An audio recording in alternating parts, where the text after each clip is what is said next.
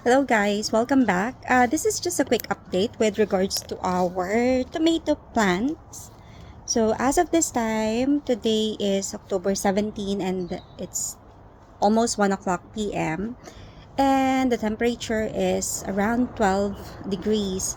So I'm gonna show you what happened to it because it's not ripening anymore. So is our tomato plant. And I'll show you the fruits.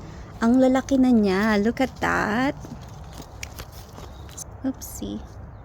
See, it's already big enough. So, hindi ko alam kung matured na siya. So, kung alam nyo, kung pwede na ba itong i-harvest, please let us know. Kasi, this is the first time talaga na we planted. Actually, this is just a free tomato from the vendor where we bought our strawberries. So, yan, ang lalaki na. There. I'm still hesitant to harvest it because I don't know if it's still going to grow. And kung mahihinog pa siya sa puno, we preferred na mahinog sana siya sa puno. Pero sa current temperature namin, na lalo na sa gabi, sobrang lamig. And look at that one. So I'll give you other angle.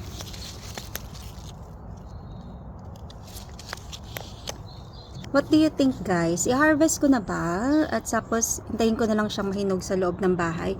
Pero I'm not sure kasi kung may hinog siya. This is the first tomatoes that we have.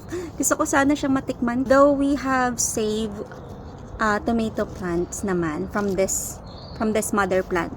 So hopefully, next year, before mag-summer, makapag-plant na kami dito.